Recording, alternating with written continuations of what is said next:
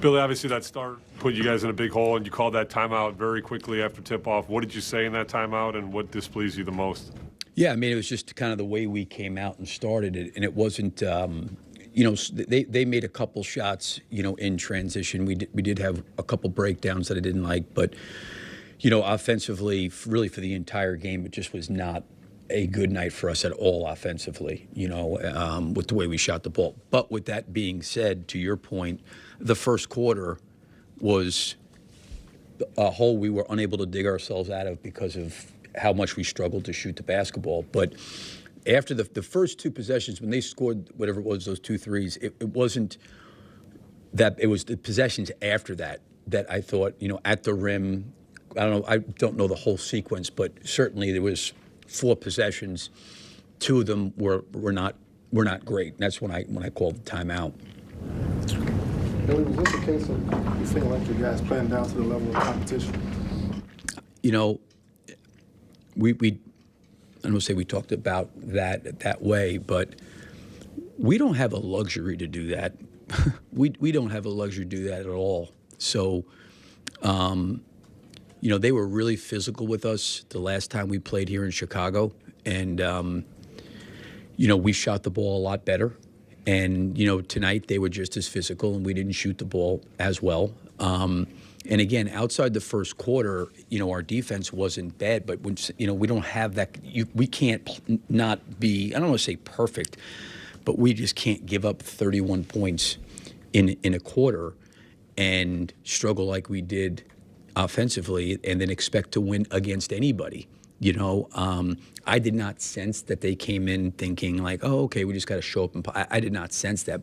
And certainly we haven't earned or deserved or even should be thinking that way, in my opinion. We've got, and I've said this all year long, we just don't have that kind of room for error. We just don't, and that's the reality of the situation we're all in.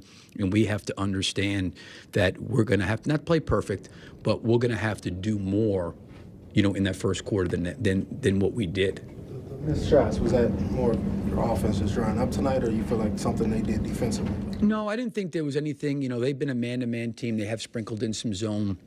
I don't think we saw really any zone possessions tonight at all. There wasn't anything that that they were trying to do that was totally different necessarily from the first time we played them. They shot the ball certainly lights out in that first quarter. But outside the third quarter, giving up 29, the second and the fourth were okay. But we don't have like that room to be able to not play, really really well on both ends of the floor. And I'm not talking about we have to make shots every game, but we got to move the basketball to generate good looks. We got to get downhill. We're going to have to play at the basket, and we're going to have to live with the result of missing or making shots. That's part of it. But we can't afford to run bad offense, turn the ball over. We can't afford to give up offensive rebounds and foul. Like all those things, we can't afford to do. And like I said, when you're playing catch up like that. We were just never able to really kind of get over the hump and get any separation. And anytime we got tied or up by 1, to their credit, they responded. And I don't like saying this because I got a lot of respect. Brian Keefe and I worked together in OKC. Got a lot of respect for him. He's got those guys playing really, really hard. But you run the risk when you let luck come into the game.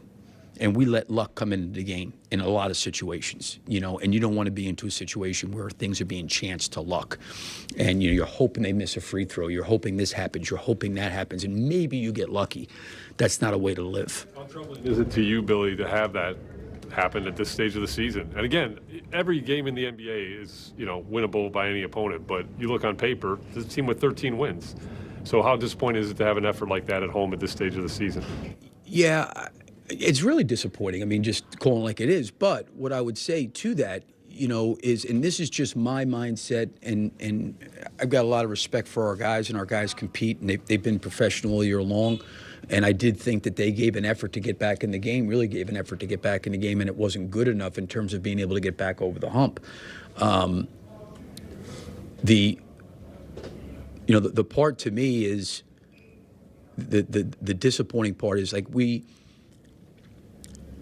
you see this happen all the time in the NBA. There's guys go out and teams come back and win games, and it just speaks to none of us are as good as we think we are, okay? Because you have to show up and compete and perform. Because when you're playing against guys that are desperate to keep a job, to earn a living, that doesn't make a difference how you view talent or anything else. You still have to line up and compete. And like I said, I think our guys competed. I think we had breakdowns. I thought our guys put forth the effort, but we don't have that room of error to be able to do that and not have the game come down to hoping they miss some free throws, hoping we grab an extra rebound, maybe we get fouled, maybe we get a three-point play, maybe DeMar's shot at half court goes in and we win, and we escape. Like, there's just, when you're living like that, that's a hard way to live to expect to be good.